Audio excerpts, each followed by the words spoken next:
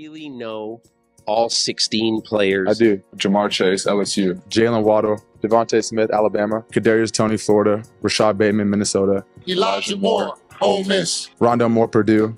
Tutu Atwell, Louisville. Dwayne Eskridge, Western Michigan. Terrace Marshall, LSU. Josh Palmer, Tennessee. De'Ami Brown. Amari Rodgers. Rodgers. Nico Collins, Michigan. Anthony Schwartz, Auburn. Des Fitzpatrick, Louisville.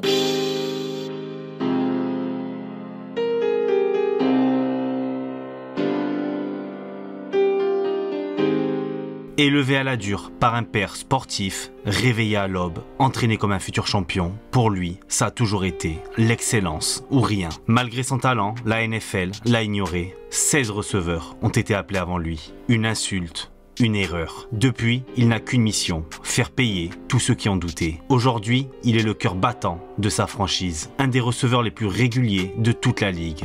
Et ce n'est que le début. Découvrez l'histoire de Amon-Ra St. Brown, un joueur qui a soif de succès. Got my limits with promethazine, cause every time I wake up in the morning, I got murder on my mind. AK-47s, Mac 11s, Glocks and 9s, and all these pussy niggas hating, trying to knock me off my grind. But I can't let them do it, I got murder on my mind, bitch, I got murder. Cause I've been living life right like I could just die any minute. Going for a ride down the side, PCH, country limit. I don't need a guide, follow lights, take me where I wanna visit. Are you alive, or just breathing? Cause I've been living life right like I could.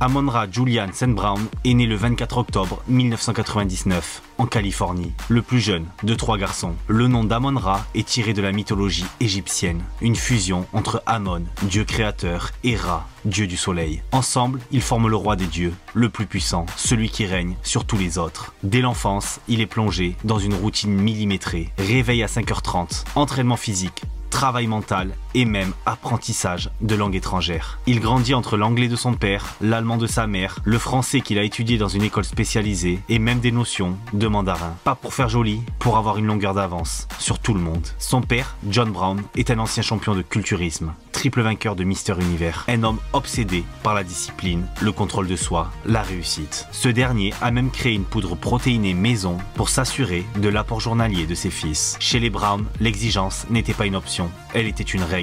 Et sur le terrain, ça se voit. Dès ses premières années en high school, il domine. Trop facile. Il rejoint ensuite Mater Dei, l'un des meilleurs lycées du pays au niveau football. Là-bas, il brille encore plus fort. Sa complicité avec son quarterback crève l'écran. Il enchaîne les réceptions spectaculaires, les touchdowns, les matchs à plus de 200 yards. Il est rapide, technique, inépuisable et surtout, il joue avec une détermination sans faille. À ce moment-là, Amon-Ra est l'un des meilleurs receveurs du pays. Une recrue classée 5 étoiles. Tous les grands programmes universitaires veulent l'avoir, mais c'est l'université de Californie du Sud, USC, qui parvient à le convaincre. Amon-Ra St. Brown is one of the elite offensive weapons in the country, and wherever he ends up going to college, he'll be a name to remember. Amon-Ra, where will you be playing your college football? I'll be attending. You? All right. Hello. Congratulations, Amon-Ra, headed to USC. Paul, back to you.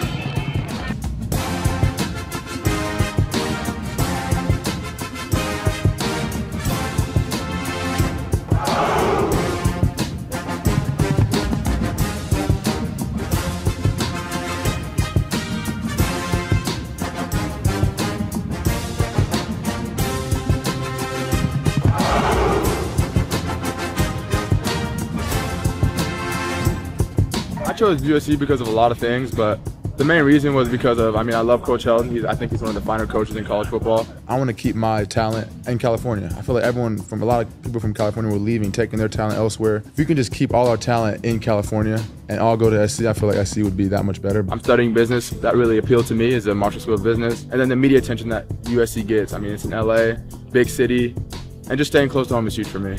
In college, it's, you're in the locker room with all your boys, you're all going to class together, you live together, you do everything together, you go cafeteria together. Some personal goals for me at USC is to meet and connect with as many people as I can, because the connection here is huge. The Trojan family is a real thing. And then just hopefully bringing a national championship back home.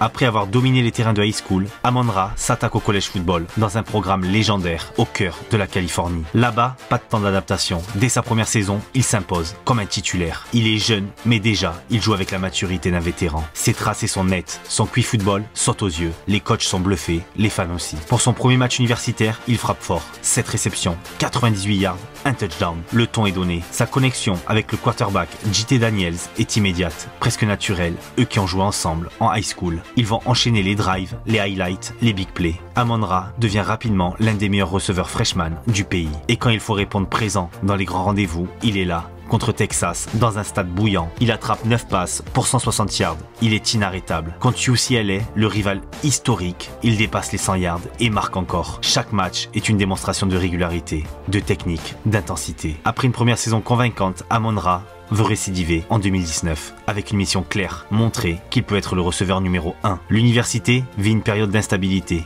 blessure, changement de quarterback, mais Amon-Ra, lui, reste une valeur sûre. Il s'adapte à tout, il reste constant, il devient l'option fiable, le point d'ancrage de l'attaque. Accompagné par Michael Pittman Jr., cette année-là, il ne joue plus seulement dans le slot, il alterne avec brio entre l'intérieur et l'extérieur, montrant sa polyvalence, sa capacité à créer de la séparation, à trouver les zones mortes dans les défenses, et sa capacité à capter des ballons contestés est remarquable. Il termine la saison avec 77 réceptions, 1042 yards, 6 touchdowns. Il mène l'équipe dans presque toutes les catégories. Contre Stanford, en semaine 2, dans ce grand classique de la Pac-12, Amon-Ra se montre clutch. 8 réceptions, 97 yards, 2 touchdowns. Il va tout simplement détruire la défense de Stanford. Il joue vite, propre et efficace. Contre Colorado, en semaine 9, USC est en difficulté, mais Amon-Ra répond présent avec 9 réceptions pour 104 yards et plusieurs catchs importants sur 3e tentative. Mais au-delà des chiffres, c'est son attitude qui impressionne. Il bloque pour ses coéquipiers, il ne se plaint jamais, il est discipliné, toujours en train d'analyser. Il regarde des heures de film, prend des notes, décortique les moindres faiblesses de ses adversaires. Son père continue de le suivre de près. La rigueur reste la même. Chaque match, chaque entraînement est une opportunité de progresser et ça se voit. À la fin de la saison 2019, Amon-Ra est reconnu comme l'un des meilleurs receveurs de sa conférence. Il n'est peut-être pas encore le joueur le plus hypant, mais ceux qui regardent le savent. Il est spécial. Il est prêt. Il n'est plus qu'à quelques mois de toucher son rêve du bout des doigts, la NFL. En 2020, le monde du football universitaire, comme le reste du sport mondial, est bouleversé par la pandémie de la Covid-19. La saison est raccourcie, les matchs sont annulés, reprogrammés à la dernière minute. Mais malgré ce chaos, Amon-Ra reste concentré.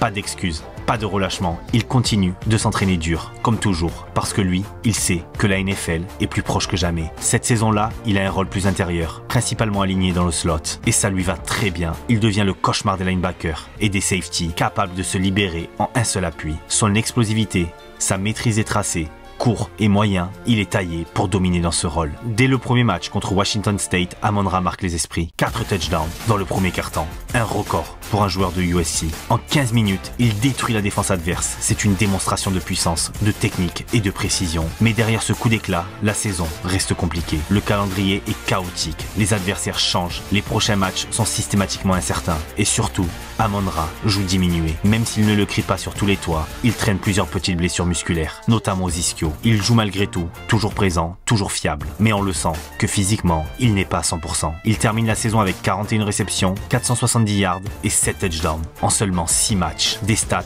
très solides vu le contexte. En 2020, Amon-Ra n'est plus juste un talent, c'est un joueur complet, expérimenté, prêt mentalement et physiquement. Il comprend mieux les défenses, il communique davantage, il est un vrai leader. Même diminué, il continue d'exceller dans les petits détails, les blocs, les tracés parfaits, les réceptions sous pression. Il sait qu'il a prouvé ce qu'il avait à prouver. Alors à la fin de cette saison, écourtée, il annonce officiellement ce que tout le monde attendait. Il déclare sa candidature à la prochaine draft NFL.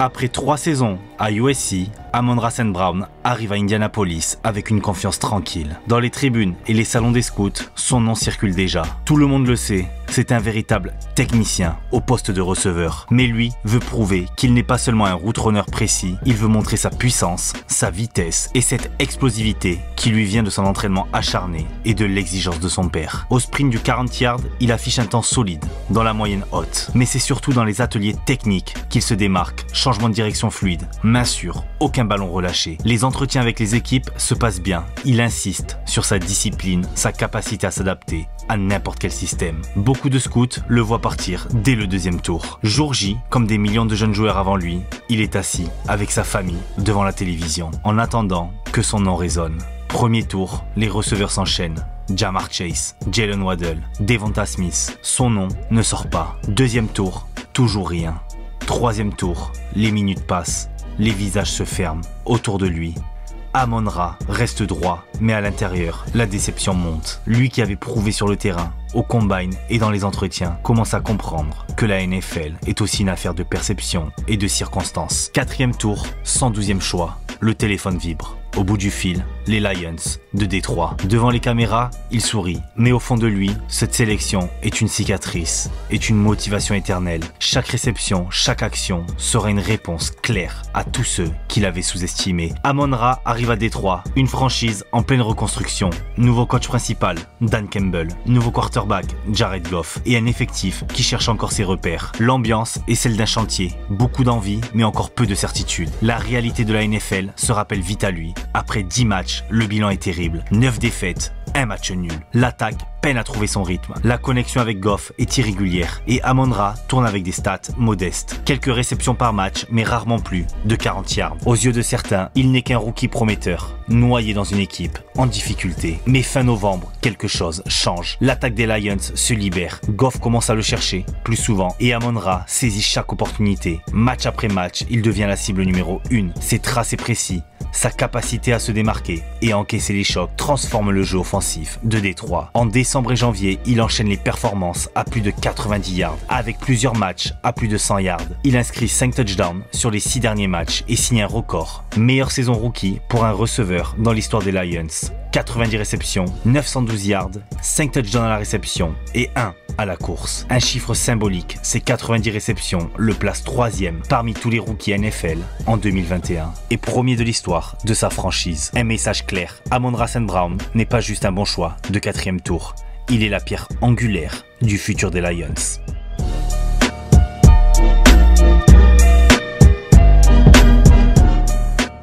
La saison 2022 marque un tournant pour les Lions. Après une fin de saison encourageante la saison dernière, la franchise frappe fort lors de la draft. Avec le 2e choix, Aidan Hutchinson, un pass rusher local attendu comme le visage de la défense. Au premier tour également, le receveur explosif, Jameson Williams, pour apporter de la vitesse. Et dans les tours suivants, des trouvailles comme Kerby Joseph et Malcolm Rodriguez, qui deviendront rapidement des titulaires précieux. Le message est clair, Détroit veut redevenir compétitif, et vite. Dès le début de la saison, Amon-Ra St. Brown confirme qu'il n'est plus juste un joueur prometteur, mais un pilier offensif. Il enchaîne les matchs à gros volume. Contre Washington, 9 réceptions, 116 yards, 2 touchdowns et une course de 58 yards.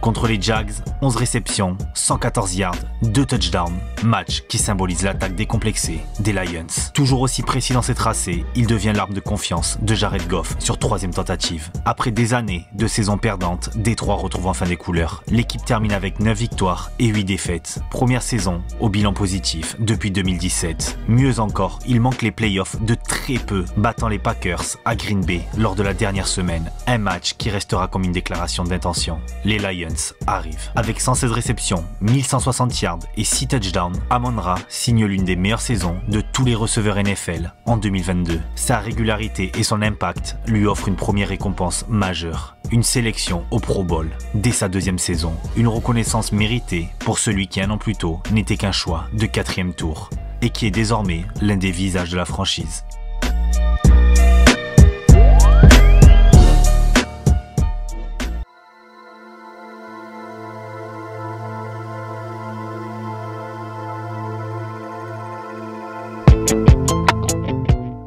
Pour sa 3e saison, Amon-Ra est déjà une évidence. Il fait partie de l'élite. Dès les premières semaines, il enchaîne les performances XXL. Rajoutez à ça 9 matchs à plus de 100 yards sur la saison, preuve de sa régularité et de son influence dans l'attaque. Plus qu'un simple receveur fiable, il est devenu l'un des 5 meilleurs receveurs de la NFL, selon la plupart des analystes. Il termine la saison régulière avec 119 réceptions, 1515 yards et 10 touchdowns. Des chiffres qui lui valent non seulement une 2e sélection au Pro Bowl, mais surtout sa première nomination All-Pro. Dans le vestiaire, comme sur le terrain, il est désormais le visage de l'attaque des Lions, aux côtés de Jared Goff. Détroit retrouve les playoffs et le premier match est un moment historique. Face aux Rams de Los Angeles, Amon-Ra joue avec l'intensité d'un vétéran en mission. 7 réceptions, 110 yards dans un stade en fusion. Les Lions s'imposent et signent leur première victoire en play-off depuis 1991. Pour les supporters, c'est plus qu'un succès, c'est la fin d'une malédiction. Lors du tour suivant, Détroit affronte Tampa Bay.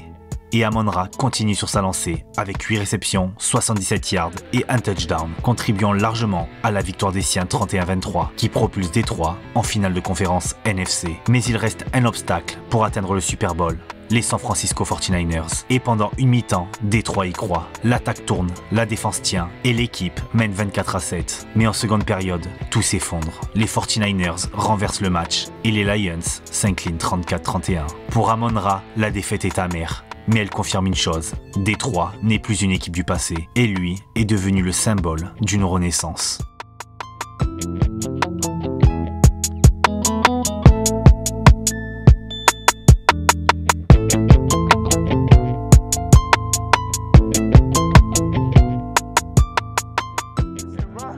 definitely have a lot of respect for him and what he's done and just kind of developing as a young receiver.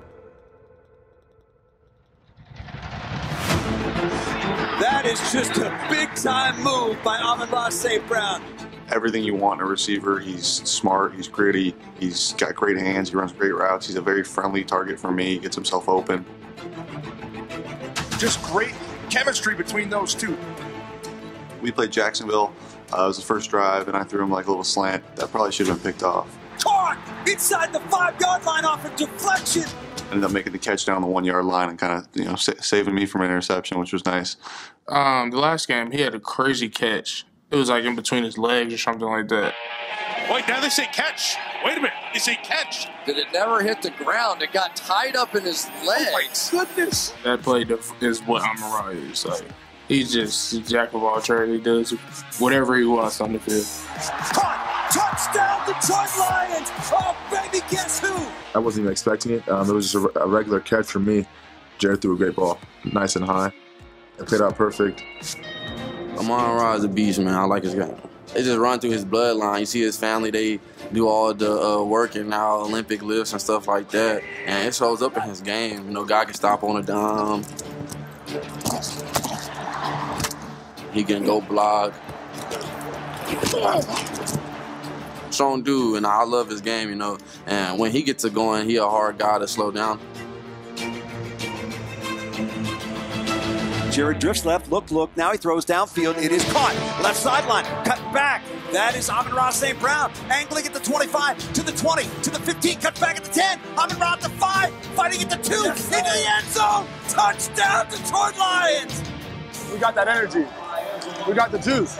So physical. I think not even just run blocking or even blocking in general, but the way he runs his routes, the way he catches the ball, everything is just so physical, and you can feel it.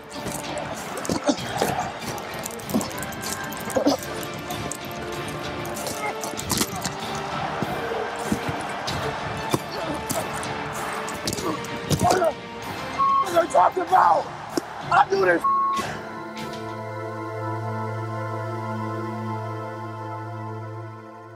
Avant même que la saison 2024 ne commence, une nouvelle secoue la NFL. Amon-Ra St. Brown signe une prolongation de contrat record de 4 ans et 120 millions de dollars, dont 77 millions garantis. De quoi en faire l'un des receveurs les mieux payés de la ligue. Un message clair, Détroit bâtit son futur autour de lui. Et sur le terrain, ce futur prend vie immédiatement avec David Montgomery et Jahmyr Gibbs dans le backfield. Rajoutez à ça Jameson Williams en menace profonde. L'attaque des Lions devient une machine à marquer. Jared Goff distribue.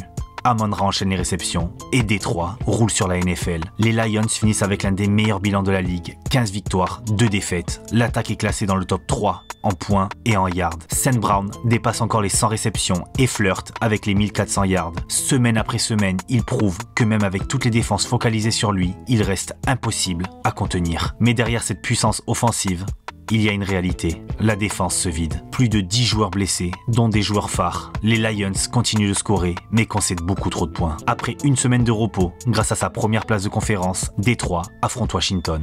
Sur le papier, les Lions sont favoris, mais sans une défense solide, impossible d'arrêter l'adversaire. Résultat, défaite amère et fin de saison brutale, malgré une performance à 130 yards pour Amon-Ra.